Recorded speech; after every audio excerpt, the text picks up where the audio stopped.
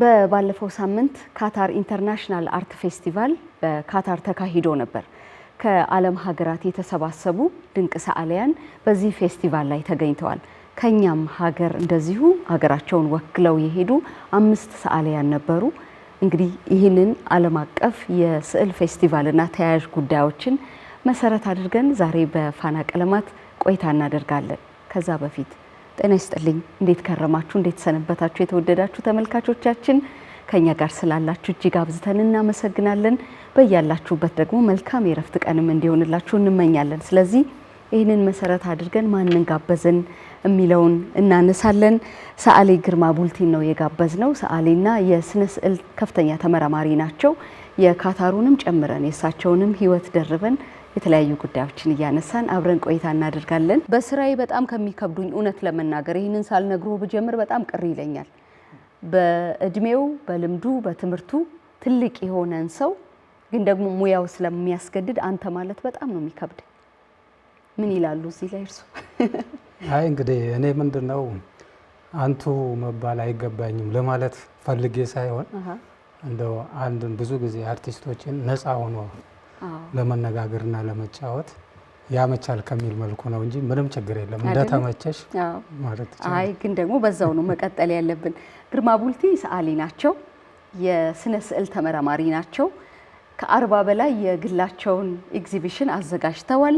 እንደዚሁም ደግሞ በጣም ስዕል ብርቅ በነበረበት ስዕልን መማር እንደዚህ ብዙዎች በሚደፍሩት በማይመስልበት ዘመን አለ የስነ ጥበብ ትምህርት ቤት በመግባት ትምህርታቸውን በዛ የተከታተሉ ድንቅ የሀገር ልጅ ናቸው። የካታር ቆይታው እንዴት ነበር? እንዴት ነበረች ካታር በጠቅላላው?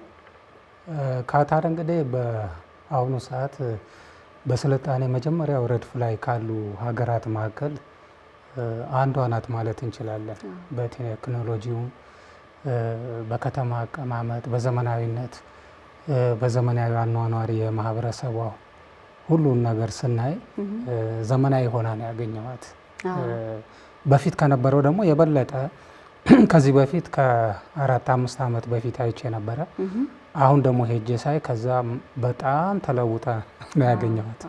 ለነገሩ በጣም ፈጣን እድገትም ነው ያላቸው በቴክኖሎጂውም በሌሎችም ነገር። ይሄ ቀደም ሲል እኔ በመግቢያ የተጠቀምኩት ካታር ኢንተርናሽናል አርት ፌስቲቫል ምን ነበር እንዴት ነበር የሚለውን ደግሞ ብትነግረን በጣም ደስ ይለኛል። እንግዲህ ካታር ኢንተርናሽናል ፌስቲቫል በአመት አንድ ጊዜ ዓለም አቀፍ የሆነ ፌስቲቫል ይካሄዳል። ይሄ ፌስቲቫል በሚካሄድ በዓለም ላይ ያሉ እውቅ ታዋቂ አርቲስቶች የሚጋበዙበትና ስራዎቻቸው ለኤግዚቢሽን የሚቀርቡበትና እንደገና ደግሞ ላይቭ እየሰሩ የሚወዳደሩበት ዝግጅት ነው። አጠቃላይ እንግዲህ ከአውሮፓ ከአፍሪካ ተጨምሮ ከ70 ሀገራት በላይ ናቸው አርቲስቶቹ። ቁጥራቸው እንግዲህ ከኛ ጋራ ወደ 450 ሰዓሊያን ናቸው እዛ ላይ የተሳተፉት እና ጊዜው ለ5 ቀን ነበረ ተሳተፍ ነው። እንደገና ደግሞ በተጨማሪ ሁሉም ከየሀገሩ የሀገሩን ባህልና ታሪክ የሚገልጽ ስራዎቹን ይዞ ነው እዛ የቀረበው። እኛም አምስታችንም ወደ 25 የሚሆኑ ኦሪጂናል ስራዎቻችን ነው ይዘን ሄድ ነው። 5 በግለሰብ 5 ወደ 25 የሚሆኑ ስዕሎችን ይዘን ሄድ ነው ሀገራችንን ወክለን። ከዛ በኋላ ደግሞ እዛ በኤግዚቢሽን መልክ እነዛን ካቀረብን በኋላ ሌላው ደግሞ እንደ ውድድርም እንደ እይታም እዛ ላይ የላይቭ ውድድር ነበረ እና ያ ምንድነው አንድ ርዕስ ይሰጥሽና ከሀገርሽ አንጻር ከዓለምን አንጻር እና ሀገርሽና ዓለምን የምታይበት መነጽር አንቺ በፈለግሽው መንገድ እንድትሰሪ ነፃ ሆነሽ ካንቫስና ቀለም ሁሉ ተዘጋጅቶልሽ ይሰጣል። ሁሉም የመሰለውን በዛ ይሰራል። ከዛ ይታይና ከዛ ውስጥ ደግሞ የተሻሉ ይመረጣሉ እና እንትን ይላሉ ይቀርባሉ ማለት ነው ለአዋርዱ ማለት ነው። እና በዛ ደረጃ ስራዎቻችንን ማቀረብን ስራዎቻችን ጠቅላላ ከዚህ ከኢትዮጵያ የሄደው አብዛኛው ኦሪጂናልና ከማንም ሀገር ጋር ኮፒ ያልሆነ አብዛኛዎችን ያስደነቀ በተለይ የአፍሪካ ሀገራት ሰዓሊያን በጣም በእኛ በኢትዮጵያን ሰዓሊያን በጣም የተደነቁና በቃ ራሳቸውን ኢትዮጵያ ያርገው ያዩበትም መድረክ ነበር። ያ መድረክ ምን ብትስሉ ነው? እኛ የሳልነው እንግዲህ ታሪካዊ የኢትዮጵያ ባህልና ታሪክን ነው የሰራ ነው። አብዛኛው ከባህል ጋር የተያዙ ናቸው እና ከአለባበሳችን፣ ከዝግጅቶቻችን፣ ከበዓላቶች ጋር ይሄ ኦሪጂናል የሆነ እሴቶች የአገር ቤቱ ህይወት ጋር የተያዘ ከተሜው ከዚህ ጋር እያይዘን ስለሰራን በጣም ነው የተወደደው እና በዛ ላይ በጣም ከወደዱት አንጻር በኳታር ውስጥ የኢትዮጵያ ኤምባሲ ባለ ሙሉ ስልጣን አምባሳደር በቦታው ነበሩ። እነሱም ራሳቸው በጣም ተደንቀው ደስ ብሎ የሀገራችን ስም አሰራችሁ፣ ኢትዮጵያን ከፍ አደረጋችሁ ብሎ የተደሱትበትን ስራ ነበር ያቀረብ ነው። እኛም በዛ ተደስተን አቀረብን። በመጨረሻም ያው ዋንጫና የእውቅና ሰርቲፊኬት በዝግጅቱ አስተባባሪ አገኘን። እንደገና ደግሞ የክቡር አምባሳደር የኢትዮጵያ አምባሳደር በኳታር የሆኑትም እነሱም ደግሞ በግላቸው በኤምባሲው ስም ደግሞ የእውቅና ሰርቲፊኬት ሰጥተውን ያንን ይዘን ነው የተመለስነው። በጣም ነው ደስ የሚለው። በድል ነው የመጣችሁት አይደለም? ደግሞ ሙያውን ለዘመናት እንደሰራ ሰው በጣም እንደሚወደው ሰው ትልቅ ነገር ይመስለኛል አይደለም? በዓለም አቀፍ መድረክ እንዲህ ያሉ እድሎችን ማግኘት እውነት ነው። ምክንያቱም መጀመሪያውንም ስንሄድ ውድድሩ እንግዲህ እዛ አይደለም እዚህ ከሀገር ውስጥ ጀምሮ ነው። አሁን እነሱ መጀመሪያ ይልኩልሻል እንድትወዳደሪ ኦንላይን ትልኪያለሽ መጀመሪያ እዚህ ሀገር ውስጥ እያለሽ እና ኦንላይን ስትልኪ የህይወት ታሪክሽን በሙሉ ትልኪያለሽ፣ የስራ ልምድሽን ትልኪያለሽ፣ በዚህ በአርቱ ምን ያህል ጊዜ ያለሽን እንቅስቃሴ ያን መስፈርቶች በሙሉ እነሱ የጠየቁትን በሙሉ ፎርም ትሞይና ትልኪላቸዋለሽ። እዛ ልክ የዓለም አቀፉ አወዳዳሪ እንትን ኮሚቴ ከየሀገራቱ የተላኩትን እዛ ይመርጣሉ። ከየሀገሩ ሲመርጡ እንግዲህ ከዚህ ከኢትዮጵያ ብዙ ነን እንግዲህ ላክ ነው ወደ 25 አካባቢ ልጆች ልከዋል እና ከዛ መሀል የአምስታችንን መርጠው ላኩ። ከዛ ኢንቪቴሽን ላኩልን፣ እናንተን ተቀብለን ማሳተፍ እንችላለን ብለን ላኩልን። በዛ መሰረት ነው ሄድ ነው። በጣም ደስ የሚል ነገር ነው። ከካታር ደግሞ ወደዚህ እንምጣ። እኔ ሁለት ወንድሞች አሉኝ። ከወንድሞቼ ጋር ኳስ እየተጫወትኩ ነው ያደኩት እና ብይም በደንብ እንጫወት ነበረ። በጭቃ ብይ እየሰራን እና እስክሪብቶ እያቀለጥን እንደዚህ በልጅነት ወርሶ ብይ ተጫውተዋል። በጭቃ ድቦልቡለው ሰርተዋል። በጣም የሚያስታውሱት የልጅነት ጊዜው እንዴት ያለ ነው? እንዴ በደንብ መቼም የጭቃ ድቦልቡሎ ብይ ያልሰራ የለም በእኛ ጀነሬሽን። እኛ ብይ ብቻ አይደለም በጭቃ ብዙ ነገር እንሰራለን፣ ቅርጻ ቅርጾችን እንሰራለን፣ ምን እንሰራለን። ብይም እየሰራን ያው ሰይብ አንከረባበት እያን በዛ ቆርኪዎችንም እየደረደር ያው በዛ ቃቃ እያልን ነው ያደግነው። አንዳንድ ነገር እንደው እንደ ቀልድ ይጀምርና እንጀራ ይሆናል። አሁን ይሄ ያነሳ ነው ብዬ የመጫወት ነገር እና እዛ ላይ የጥበብ ነገሮችን መስራት ምናልባት አሁን ላለው ግርማ መሰረት ጥሎ ይሆን? አሁን እውነት ነው መሰረት ጥሏል። ምክንያቱም እኛ ኤሌመንታሪ ገና ከ3ኛ ክፍል ምናምን ጀምሮ ስንማር እንግዲህ እስከ 8ኛ ክፍለ ሀገር ነው የተማርኩት እና የእጅ ስራ ፔሬድ የሚባል ነበረ በእኛ ጊዜ እና በዛ በእጅ ስራ ፔሬድ ሁሉም በቃ ወይ ድንጋይ፣ ሸክላ፣ ጭቃ፣ እንጨት፣ ወረቀት ምናምን ይሰጠውና ደስ የሚለውን ነገር ይሰራል እና እኔ በዛን ጊዜ በጭቃ ምንድን ነው ይሄ የእንስሳትን ቅርጽ፣ የፈረሶች ቅርጽ፣ የላሞች ቅርጽ፣ የሰው ቅርጽ ዝም ብዬ በመሰለኝ ይሰራ ነበረ እና ብዙ ጊዜ አስተማሪዎች ያንን እያዩ በጣም ይደነቁ ነበር እና ያ በዛ ያለ አጋጣሚ ሆነና ክበብ ተቋቋም በትምህርት ቤት ውስጥ የስዕል ክበብ፣ የሙዚቃ ክበብ፣ የስፖርት ክበብ፣ የቲያትር ክበብ የሚባል ሲቋቋም የስዕል ክበብ በሚባለው ውስጥ ገባሁኝ እኔ። በዛ እያልኩኝ ከዛ ስዕል መስራት ከመጽሐፍ ላይ ይሄ መገልበጥ እና ያንን እያልኩ ጀመርኩኝ።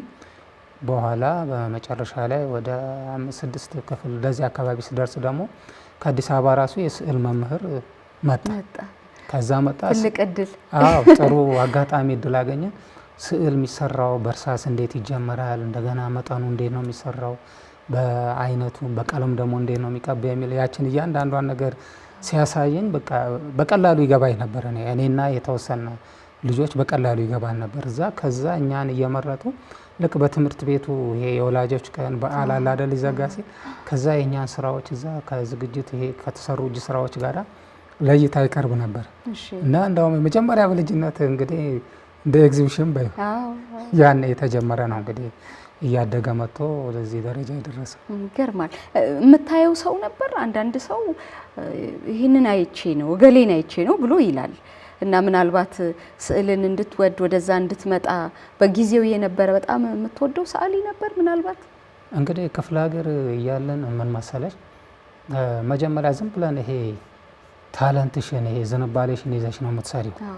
ምክንያቱም ልክ እንደዚህ ሰልጠን እንዳለው ከተማ ይሄ ቴሌቪዥኑ ምኑ በቅርብ እያየሽ እውቅ የሆኑ ሰዎችን የምታይበት እድሉም አጋጣሚም ስለሌለ እገሌ የምለው አልነበረም በልጅነት ስጀምር ማለት ነው። በኋላ ግን የስዕል አስተማሪ እዛ ከመጣ በኋላ ያ እሱ በብላክቦርድ ላይ የሚስላቸው ነገሮች በወረቀት ላይ የሚስላቸውን ነገሮች ሳይ እንደሱ በሆንኩ የማለት እንትን ዝንባሌ እያደረብኝ መጣ። ከዛ ከፍ እያልን ስንመጣ ስለ ሰዓሊዎች ታሪክ፣ ስለሚሰሩ ስራ፣ ስለ ዓለም፣ ስለ አፍሪካ፣ ስለ ኢትዮጵያ እየተነገረ ሲመጣ ደግሞ በቃ በቴሌቪዥንም በምንም ማየት ስንጀምር እንደነ አፈወርቅ ተክሌ፣ እንደነ ለማ ጉያ፣ እነ ገብረ ክርስቶስ ደስታ የተለያዩ አርቲስቶች ህይወት ታሪክ ስራዎቻቸውን ስናይ በቃ እነሱን የመምሰል እነሱን የመሆን ነው አንድ ቀን እንደነሱ በሆን የሚለውን እንትን በስሜቴ ውስጥ አደረ እና በኋላም እነሱንም በአካል የመገናኘት አብሮ እንትን ማለት ሁሉ እድል ሁሉ አጋጠመኝ። ይሄ በጣም ደስ የሚል ነገር ነው። ለመጀመሪያ ጊዜ ያገኟቸው እና አፈወርቅን እና አሁን የጠሩልኝን ሰዎች ትልልቅ የሀገር ሰዓሊያን በምን አይነት ሁኔታ ነበር? መቼም የሚደንቅ ይመስለኛል። አዎ እንግዲህ እኔ መቼም እነሱን ያገኘሁበት ቀን በጣም እንደ ትልቅ መላእክትን አግኝቼ የጨበጥኩኝ መሰለኝና የልጅነት ህልምም ነው። አዎ አዲስ አበባ መጥቼ ነው እዚህ አርት ስኩል ተወዳድረን አርት ስኩል ገባሁኝ። ከዛ ከወጣ በኋላ ረጅም ጊዜ ህልሜ ስለ አፈወርቅ ተክሌ የሚነገረውን ነገር በጣም አደንቅ ስለነበረ እንዴት አድርጌ ነው መታወቅ ያለብኝ የሚለውን ነገር ኤግዚቢሽኖችን፣ ስራዎችን አሊያንስ ውስጥ አዘጋጀሁ። ከዛ በኋላ ለምን ሰዎችን ስጠይቅ እንዴት ማግኘት እንዳለብኝ ስጠይቅ ሰዎችን በቃ እንዲ መጋበዝ የሚሰራው ባህል ሚኒስቴር ውስጥ ነው እንደዚህ ቦታ ነው ብለው ነገሩኝ። ከዛ ጠይቄ ሄድኩኝ። ከዛ ሄድኩ ከዚህ ከአርት ስኩል ነው የመጣው ብዬ ጸሐፊዋ ነበረች ቀጠሮ ተያዘልኝና በዚህ ቀን ተባለ እና በዛ ቀን ሄድኩኝ።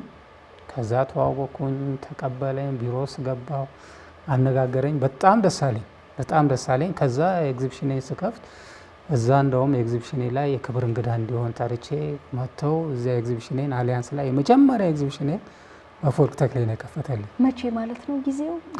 እንግዲህ 80ዎቹ ውስጥ ነው። አሁን በትክክል በዚህ ባለለም በ80ዎቹ ውስጥ ነው። በጣም ትልቅ ሙያን ወደ ላቀ ደረጃ የሚያደርስ አጋጣሚ ይመስለኛል። አዎ ትልቅ ሞራል ሰጠኝ። ሞራልም አገኘሁኝ፣ አስተያየትም ደግሞ ሰጠኝ። ያንን አስተያየትም ተቀብዬ በቃ በለጠ ሞራል ያዘኝ። በጣም ተነሳሳሁኝ። እንደዚሁም ደግሞ አርቲስት ለማ ጉያንም እንደዚሁ አድንቀ እሱንም እንዲሁ በአጋጣሚ ጋለሪው ድረስ ሄጄ እዛ ደብረ ዘይት ሄጄ ተዋውቄ ምን ብዬ በቃ ከእሳቸውም ጋራ እንደዚሁ አሳለፍኩኝ። በመጨረሻ እንደውም ወጣትና አንጋፋ ሰዓሊያን ተብሎ የአዲስ አበባ ዩኒቨርሲቲ ትልቅ ኤግዚቢሽን አዘጋጅቶ ነበር በ80ዎቹ መጨረሻ አካባቢ እና እንደውም ከወጣት ሰዓሊያን ከአንጋፎቹ ጋር ተብሎ አንድ ላይ ስራ ሲቀር የኔም ስራ አብሮ ቀረበ። ከዛ እንደውም መጽሔት ሲታተም የነሱ ፎቶግራፍና የህይወት ታሪክ ባለበት መጽሐፍ ላይ የኔም ፎቶና ታሪክ ሲወጣ በቃ ደስታ በደስታ ነው የሆንኩትና የበለጠ እንትን ሞራል የመጣ እንትን እያልኩ ይመጣ። በጣም በዚህ በካታር ኢንተርናሽናል አርት ፌስቲቫልን መሰረት አድርጎ ገልፍ ታይምስ በጣም በርካታ ሰዓሊያንን ፎቶ አድርጎ አጠቃላይ ነገሩን ጽፎ ደግሞ ያንተንም ግርማ ቡልቲ ከኢትዮጵያ ብሎ ጽፎ አይቻለሁ መጽሔት ላይ። ይሄም እኮ በጣም ትልቅ ነገር ነው፣ ደስ የሚልም ነገር ነው። እውነት ነው። መቼም ወላጅ የልጁን ፍላጎት መጠበቅና ማክበር ሊወድ ይችላል። ግን ደግሞ አይ እንደው ልጄ ይሄንን ቢሆንልኝ ነው የምመርጠው ብሎም ደግሞ ያስባል። የወላጅ አንጀት ስለሆነ ጋሽ ቡልቲ ጥበብን የሚደግፉ ጎሽ በርታ የሚሉ አባት ነበሩ። ይደግፋል፣ አባቴ ይደግፋል በተለይ ምክንያቱም እንደው አንዳንዴ ሳስበው እሱም እንደው ትንሽ ታለንቱ ያለው መሰለኝ እና እኔ ልጅ ሆኜ ይሄ ጭቃ አሁን በሬ ስሰራ አንዳንድ ነገር ስሰራ አንዳንዴ ይቀበልኝና ያው እቺን እንዲህ ብታረጋት እያለ ሲያሳየኝ በቃ ያ ነገር በደንብ ቆንጆ ሆኖ ነው የሚወጣው እና ከዛ ስዕል ስሰራ ምን ስል ሁሉ ይገርመው ነበረ። በእርግጥ እስከ መጨረሻ ዘልቄ በዚህ በሰዓሊነት ጥግ ላይ ድረስ ደርሳለሁ ብለው ባይገምትም ግን በእኔ ቤት ውስጥ በእኔ በጣም ኢንጆይ ያደርጋሉ፣ ይደሰታሉ። ይሄንን ሰራ እንዲያደረገ እያሉ ደስተኛ የሆኑ ነበረ። ነገር ግን በትምህርት እስከ መጨረሻ በዚህ በስዕል ይዘልቃል የሚለው ነገር አልነበረም።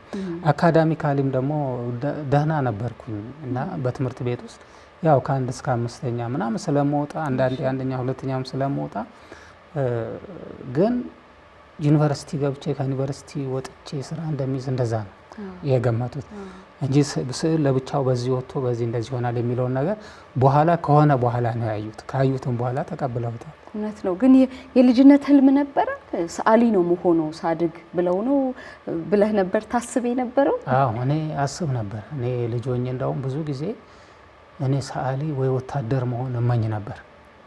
እኔ ሰዓሊ፣ ወታደር፣ ስፖርተኛ በቃ ሁልጊዜ እነዚህ 3 ነገሮች መሆን እመኝ ነበር እና ያው ምኞቴ ተሳካ ማለት ነው። እውነት ነው። አንተ አለ የገባህበት ጊዜ አለ የስነ ጥበብ ትምህርት ቤት እንዴት ያለ ዘመን ነበረ? እንዴት ያለ ጊዜ ነበር? ብዙ ወጣቶች ወደዛ የሚገቡበት ጊዜ ነበር ወይስ እንደው በጣም ጥልቅ የሆነ ስሜት ያላቸው ወጣቶች የሚቀላቀሉበት ነበር? እንዴት ነበር ዘመኑ? ዘመኑ ነበሩ ብዙ ወጣቶች፣ በጣም ጠንካራ ጎበዝ ወጣቶች ነበሩ እና እንዳውም እኛ ከክፍለ ሀገር ከመጣ ነው የበለጠ እዚህ አዲስ አበባ ውስጥ ያሉ ወጣቶች በቃ በችሎታም በአቅምም በጣም ይበልጡን ነበር። ምክንያቱም እድሉም አጋጣሚም ስላላቸው እና እዛ ፈተና ላይ ስንቀርቡሉ በጣም ፈርተን ነበር እነሱን እንዴት ከነሱ እኩል ብለን። እኛ በእኛ ጊዜ አሁን ይቀበል የነበረው ትምህርት ቤቱ 25 ልጆችን ነው የሚቀበለው። አርቲስት ሰባዎቹ ማለት ነው። አዎ ሰባዎቹ መጨረሻ እንደዚህ አዎ ሰባዎቹ ውስጥ ነው እና 25 ልጅ ነበር የሚቀበለው እና 25 ልጅ ለመቀበል ውድድር የሚመጡት ልጆች ከ300 እስከ 400 የሚሆኑ ናቸው እና ለ6 ሳምንት ነበር የሚካሄደው። ልክ አንድ ሳምንት ይካሄድና የሳምንቱ መጨረሻ ላይ ያለፉት ልጆች ዝርዝር ይወጣና ሌላ ይወድቃሉ። አሁን ከክፍለ ሀገር 4 ሆነን ነበር የመጣ ነው። እሺ አንደኛው መጀመሪያው ሳምንት ላይ ወደቀ፣ ሁለቱ ደግሞ ሁለተኛው ሳምንት ላይ። አሁን እኔም በቃ ተራዬን ጠብቄ ወድቃለሁ አይቀርልኝ ሁሉ ሰውማ ከሄደ ብለ እንደዛ አልነበር። አጋጣሚ ሆኖ አለፍኩኝ። 6ቱንም ሳምንት አለፍኩ። እሺ ገባሁኝ። በጣም ጠንካራ ነበር ውድድሩን፣ ፈተናውም ከባድ ነበረ። ምክንያቱም ለኛ ብዙ ግር የሚሉ ነገሮች ነበሩ። የከተማውም ህይወት ቀላል አይደለም። አዎ የከተማውም ህይወት ቀላል አይደለም። ይሄ ድፍረቱ፣ አሰራሩ እኔ ብዙ የአርት እንትኑ ጋር ግንኙነት አልነበረን እኛ ክፍለ ሀገር እያለን። በዛ ለዛውም ደግሞ አስተማሪያችን እዛ ስትሄዱ እንደዚህ ፈትኗቸዋል፣ እንደዚህ ሲሉ እንደዚህ ሰራላችሁ፣ በእርሳስ እንደዚህ ነው የምትሰሩት በቀን ብለው በተነገረን ነው የመጣ ነው እና ልምዱ ስለሌለን መጨረሻ ግን ያው እኔ ተሳካልኝ፣ ጨረስኩና ገባሁኛል። ከልብ የወደዱት ነገር እኮ መቼም ዳር ማድረሱም አይቀር ነው። እውነት ነው። ከዚህ ደግሞ ከስዕሉ ከአለ ደግሞ ቀጥሎ ወደ ሙዚየም ሳይንስ ነው የሄድከው። ይሄ ሚውዚዮሎጂ የሚባለው ትምህርት ብዙም እንደው የተለመደም አይደለም፣ ብዙ ሰዎችንም የሚያፈራም አይመስለኝም። ወደዛ ደግሞ የወሰደህ መንገድ ምንድን ነው? ወደዛ የወሰደኝ መንገድ እንግዲህ ከአለ ስነ ጥበብ ከጨረስኩኝ በኋላ ሚዚዮሎጂ ዲፓርትመንት 6 ኪሎ ውስጥ አለ የሚባለውን እንትን ሰማሁኝና ስራ ከጀመርኩ በኋላ ነው እና በመስሪያ ቤት በኩል እንደዚህ እንደ ስኮላር የትምህርት እድል ይመጣሉ እና እድል በሚመጣበት ጊዜ ያኔ ሙዚየም ነበረ መሰራው። ሙዚየም እንደጀመርኩኝ ነው። ከዛ ሄደን ተፈተነን። ተፈትነን ፈተናውን ያለፈ ይሄዳል፣ በነፃ ይማራል። በዛ መሰረት ከሙዚየም ሄደን ተፈተንን፣ ፈተናውን አለፉኝ። እዛ ገባው። ማስተርሴን በዛ በሚዚዮሎጂ በሙዚየም ሳይንስ አገኘሁኝ። ከዛ አሁን ሙዚየም ውስጥ ሰራ የነበረው በሚዚዮሎጂ ነው። ያው የስነ ጥበብ ተመራማሪ ሆኜ ነው መሰራው። ያው የሙዚየም ሳይንስ ማለት እንግዲህ አጠቃላይ ከስነ ጥበብ ጋር ሪሌትድ የሆነ ሳይንስነት አለው። ምክንያቱም ከአንትሮፖሎጂ ጋር ከሶሺዮሎጂ ጋር ከዛ ጋር የተያያዘ ስለሆነ ከሰው ልጆች አኗኗር፣ ታሪክ፣ ኢትኖግራፊክ ጋር የተያያዙ ነገሮች ስለሆነ የሚያገናኛቸው ነገሮች ስላሉ እንደውም ለሚዚዮሎጂ ከአርት ውጪ ካሉ ሰዎች የበለጠ እኛ አርት ውስጥ ላለነው ሰዎች ይቀለን ነበር ትምህርቱ እና በዛ መሰረት ሚዚዮሎጂንም ደስ ብሎኝ ነው ተመርቄ የጨረስኩት። አዎ በእርግጥ እንደ አንድ ሳንቲም ሁለት ገጽታም ልንወስዳቸው እንችላለን። ግርማ ቡልቲን የሚያውቁ ሰዎች መቼም በአብዛኛው አይምሯቸው ቶሎ የሚሄድ የሚመስለኝ የስዕል ስራ በባህል በሰዎች ልጆች ህይወት ይሄ ማህበረሰባዊ በሆኑ ዋጋዎች ላይ ያተኩራል። ልብህን ወደዛ የወሰደው መንገድ ምንድን ነው? እኔ ልቤን ወደዛ የወሰደው አንደኛ አስተዳደጌም ጭምር ነው። ምክንያቱም የኔ አስተዳደግ ውልደቴና አስተዳደጌ ብዙ ጊዜ ከአገር ቤት ህይወት ጋር የተገናኘ ነው እና ያ በውስጤ ስላለ ሁልጊዜ እያየሁ ያደግኩት ነው። በሁለተኛ ደረጃ ደግሞ ብዙ ብዙ ጊዜ ስሜቴን መፈልጋቸውን ቀለሞች አሉ። ለምሳሌ አሁን አርቲስት ስትሆኚ አንቺ የምትወጃቸው ቀለሞች አሉ እና ብዙውን እኔ የምወዳቸው ቀለሞች ብራይት የሆኑ ቀለሞችን እወዳለሁ። ብራይት ቀለሞች ብሉ ዶሚኔሽን የሆኑ ቀለሞችን እወዳለሁ እና ለምንድን ነው ስሜቴ ነው እንግዲህ እና ይመቹኛል እነዛ ቀለሞች ለመሰራው ድርሰት አመቺ ስለሆኑ አብዛኛው የኢትዮጵያ ውስጥ ሀገር ቤት ህይወት አይተሽ እንደሆነ ደማቅ ነው። እንደ አውሮፓ ወይ ደግሞ እንደ ራሻ ሌላ ብንወስድ እንዲጨለም ያለ ከለርፉል አይደለም። ገር ነው ተፈጥሮ እንዲ ትንሽ ደብዘዝ ማለት ነገር አለ እና ብዙ ጊዜ እንደውም የአፈወርቅ ተክሌን ስራዎች ብዙ ጊዜ ማደንቀው ከለርፉል ናቸው። ይሄ ኢትዮጵያዊ ቀለሞች አሏቸው። ውጭ ሀገር እንደመማሩ የውጭ ሀገር እንትን ተጽዕኖ አድርጎበት ወደ ውጭ ቀለም አልተወሰደም እና እነዛ ሁሉ ተጽዕኖ ስላሉብኝ ነው በቃ እነዚህን ብራይት ቀለሞች ነው እሰራለሁኝ። አንደኛ ኢትዮጵያዊ የሆኑ ከለሮች እዛ ውስጥ ይንጸባረቁልኛል እና በዛ ምክንያት ነው ካልቸር ላይ ማተኩረው። በጣም ቆንጆ እንጂ ሌሎች ስዕሎች ላይም ስራዎች አሉ ሌሎችም ላይ አሉ። አንደኛ ደግሞ ሁለተኛ ኮፒ እንዳላረግ የሌላ ተጽዕኖ እንዳያድርብኝም ስለሚረዳኝ ብዙ ጊዜ እኛን ሀገር ከለሮች ይጠቀማሉ። በጣም ደስ ይላል። ቤተሰብ ደህና ነው? አስተዋውቀን እስኪ ቤተሰቦች። ልጆች አሉ 4 ልጆች አሉ። 3 ሴቶች 1 ወንድ ልጅ ነው ያለ። ደስ ይላል በጣም። እየተማሩ ነው? ደርሰዋል? የተዳር አለ? የመጀመሪያ ልጄ ተድራለች። ሁለቱ ስራ ላይ ናቸው። አንደኛው ደግሞ አሁን ትምህርቱን እየተማረ ነው፣ ይጨርሳል አሁን። ደስ ይላል በጣም። ብዙ ጊዜ እንግዲህ እድለኛ ነኝ እና ብዙ ጊዜ ስራዎቼ ሰዎች አይን ውስጥ ይገባሉ፣ ተቀባይነትም ያገኛሉ መሰለኝ እና ብዙ ጊዜ ሪኮግኒሽን የእውቅና ሰርቲፊኬት ብዙ ጊዜ ያገኛለሁ። ለምሳሌ ሀገር ውስጥ ካገኘዋቸው የእውቅና ሰርቲፊኬት ውስጥ በየአመቱ ከሚሸለሙ ባህልና ቱሪዝም ሚኒስቴር ከሚያዘጋጀው የ2016 ተሸላሚ እኔ ነበር። በስዕል በኩል ዋንጫና የእውቅና ሰርቲፊኬት ነው ያገኘሁት። ሌላው ደግሞ ክቡር ጠቅላይ ሚኒስትራችን አንጋፋ አርቲስቶች የወርቅ ሜዳሊያ በሚሸለሙበት ጊዜ አንዱም ተሸላሚ ነኝ። ደስ ይላል። ሌላው ደግሞ በመከላከያ በኩል እንደገና በኦሮሚያ ክልልም በኩል በማደርገው አስተዋጽኦ የእውቅና ሰርቲፊኬቶችን አግኝቻለሁኝ። በመጨረሻ እንግዲህ አሁን ዓለም አቀፉን በኳታር የተዘጋጀውን ዋንጫና የእውቅና ሰርቲፊኬት አግኝቻለሁ ማለት ነው። በጣም ነው ደስ የሚለው።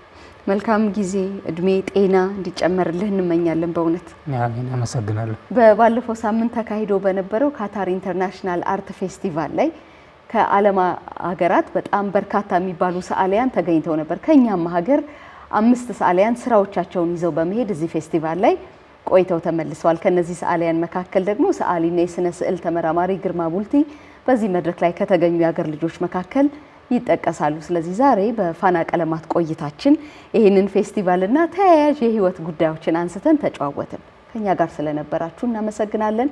ቀሪ የረፍት ቀናችሁ ደግሞ የሰላም እንዲሆን እንመኛለን። መልካም ቀን ይሁንላችሁ።